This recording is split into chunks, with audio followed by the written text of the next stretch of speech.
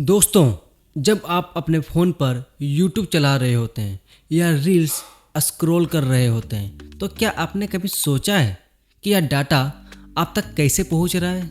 आप में से 90% लोग कहेंगे कि भाई सैटेलाइट से, लेकिन आज आपका भ्रम टूटने वाला है, क्योंकि इस दुनिया का 90% इंटरनेट आसमान से नहीं बल्कि समुद्र के उस खौफनाक गहराई से होकर गुजरता है जहां सूरज की रोशनी तक नहीं पहुंचती। जी हाँ, आपका इंटरनेट अंतरिक्ष में नहीं बल्कि समुद्र के नीचे बिछी इन पतली केबल्स के भरोसे चल रहा है। स्वागत है आपका द मनीष प्रोजेक्ट में। आज हम चलेंगे समुद्र के नीचे उस इंटरनेट के सफ़र पर जिसे देखकर आपका दिमाग घूम जाएगा। जब मैं भी इसके बारे में रिसर्च कर रहा था ना, तो मुझे भी हर एक सेकंड पे लगा था, वाओ यार कैसे किया इन्होंने। और दोस्तों बने रहें, सच में कह रहा हूँ, बहुत मज़ा आएगा। आप चौंक जाओगे ऐसे ऐसे चीज़ इन्होंने कैसे किया। चलिए वीडियो को करते हैं स्टार्ट। अब आप सोच रहे होंगे कि समुद्र के नीचे ऐसा क्या है। दरअसल पूरी दुनिया को आपस में जोड़ने के लिए समुद्र की सतह पर लगभग 12 से 14 लाख किलोमीटर लंबी केबल्स का एक जाल बिछाया गया है। इन्हें सबमरीन कम्युनिकेशन केबल्स कहते हैं। अगर इन सारी केबल्स को जोड़ दिया जाए तो हमारी धरती के 30 से ज़्यादा चक्कर लगा सकती है, अमेरिका से इंडिया और इंडिया से ऑस्ट्रेलिया तक।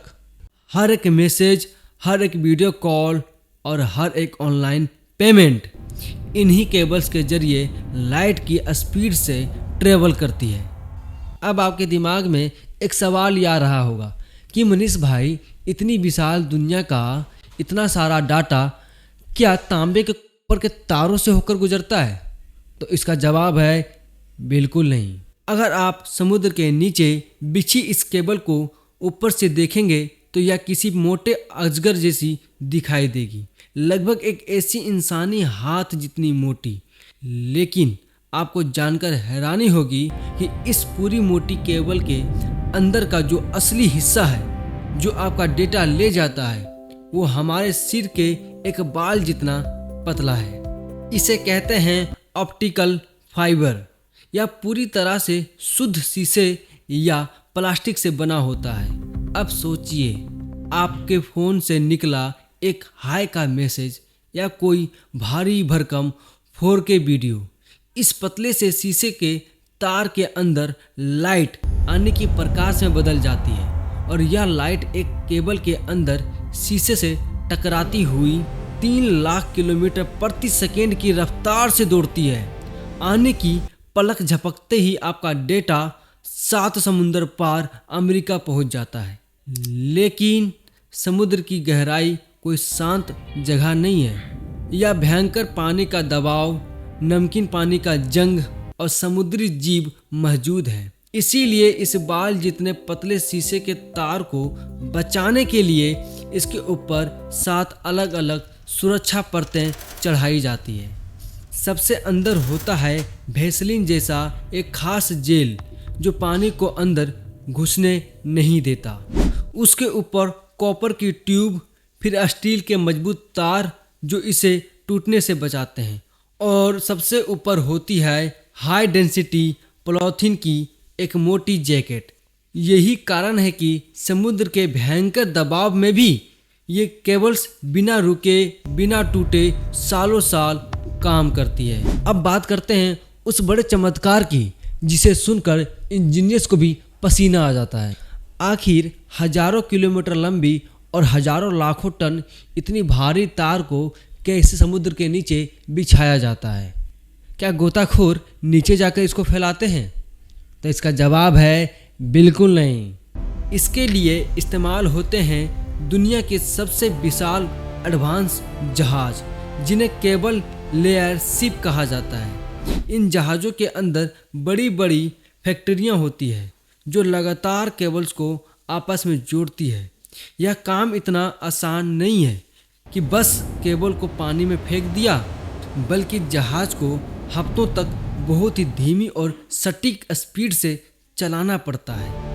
अगर स्पीड थोड़ी सी चूकी तो केबल्स समुद्र के नीचे मौजूद किसी पहाड़ से टकराकर टूट जाएगी। जब यह जहाज किनारे के पास होता है जहां पानी कम गहरा होता है तो केबल्स को ऐसे ही नहीं छोड़ा जा सकता, क्योंकि वहां मछुआरों के जाल या बड़े जहाज़ों के एंकर से केबल टूट सकती है।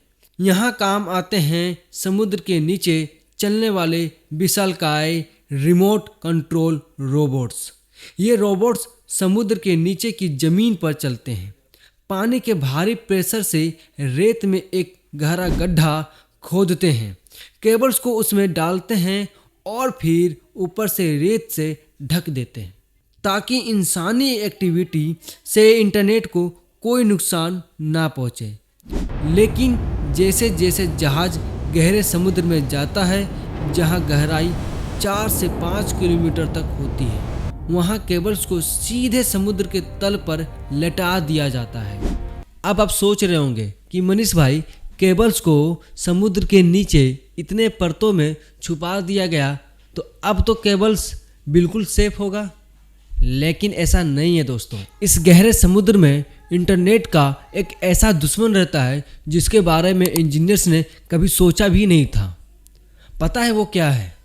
वो है शार्क। जी हाँ, इंसानों को डराने वाली शार्क को ना जाने क्यों इन इंटरनेट केबल्स को चबाने में बड़ा मज़ा आता है। असल में जब इन ऑप्टिकल फाइबर केबल्स से भारी मात्रा में डेटा गुजरता है तो शार्क उसे किसी छोटी समुद्री जीव की हलचल समझ लेती है और उन पर हमला कर देती है। कई बार शार्क के दांत इन केबल्स को बुरी तरह डैमेज कर देते हैं, जिससे पूरे के पूरे देश का इंटरनेट धीमा हो जाता है। लेकिन सिर्फ शार्क ही नहीं, कुदरत का कहर भी इस इंटरनेट को घुटनों पर ला सकता है। समुद्र के नीचे आने वाले भयंकर भूकंप और सुनामी से जब जमीन खिसकती है तो ये केबल्स तिनके की तरह टूट जाती है। साल 2006 में ताइवान के पास समुद्र के नीचे ऐसा ही भयंकर भूकंप आया था जिसने एक साथ 8 सबमरीन केबल्स को तोड़ दिया था।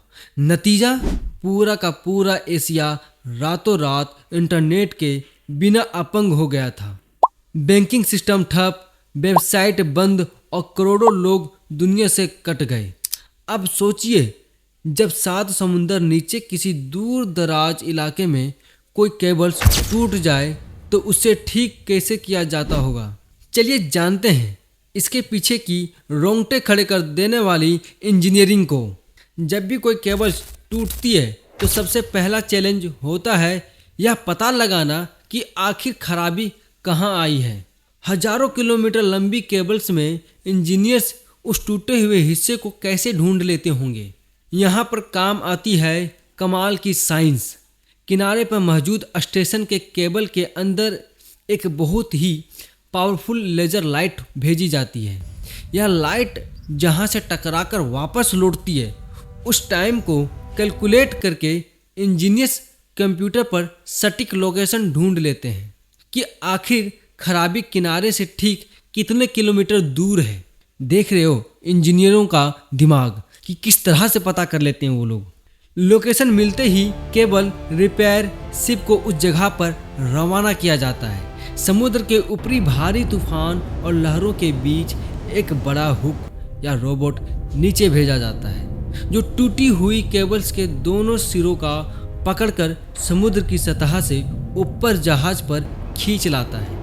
अब शुरू होता है असली सर्जरी जैसा काम। जहाज के अंदर एक बेहद साफ लैब होती है जहां एक्सपर्ट इंजीनियर्स उन बाल जितने पतले शीशे के तारों को माइक्रोस्कोप की मदद से एक एक करके आपस में जोड़ते हैं। इसे फ्यूजन स्प्लिसिंग कहते हैं। एक भी तार गलत जुड़ा तो करोड़ों लोगों का डाटा मिक्स हो जाएगा। इस काम में कई दिन लग जाते हैं और जब केबल जुड़ जाती है तो उसे वापस वाटरप्रूफ बनाकर समुद्र की गोद में सुला दिया जाता है। अब आप सोच रहे होंगे कि मनीष भाई, हमारे प्यारे भारत में इंटरनेट कहाँ से आता है। तो आपको बता दें कि भारत में इंटरनेट के मुख्य रूप से 2 दरवाजे हैं, मुंबई और चेन्नई, और इसे केबल लैंडिंग स्टेशन कहा जाता है। क्या आपको पता था इससे पहले? अगर आपको आज पता तो इसी बात पे इस वीडियो को एक लाइक जरूर करें। दुनिया भर से आने वाली लगभग सभी बड़ी केबल्स मुंबई के समुद्री तट से होकर भारत की जमीन पर कदम रखती है। टाटा कम्युनिकेशन और जियो जैसी कंपनियां इन स्टेशन को संभालती है और यहाँ से ये डाटा जमीन के नीचे बिछी डोमेस्टिक पाइपलाइनों के जरिए आपके शहर, आपकी कॉलोनी और अंत में आपके मोबाइल टावर तक पहुँचता है। तो दोस्तों, अगली बार जब आप YouTube पर कोई वीडियो देखें या पलक झपकते ही किसी को पैसे ट्रांसफ़र करें तो 1 सेकेंड के लिए ठहर कर समुद्र की उस अंधेरी गहराइयों और उन जाबाज इंजीनियर को शुक्रिया जरूर करना जो अपनी जान जोखिम में डालकर चौबीसों घंटे इस डिजिटल दुनिया को जिंदा रखते हैं। अगर आपको इंटरनेट का छुपा हुआ सफ़र या पसंद आया तो द मनीष प्रोजेक्ट चैनल को सब्सक्राइब जरूर करें और फिर हम ऐसे ही अगले प्रोजेक्ट पे मिलते हैं और कुछ ऐसे ही इंटरेस्टेड कहानियाँ के बारे में। चलिए, तब तक के लिए जय हिंद और सुरक्षित रहिए।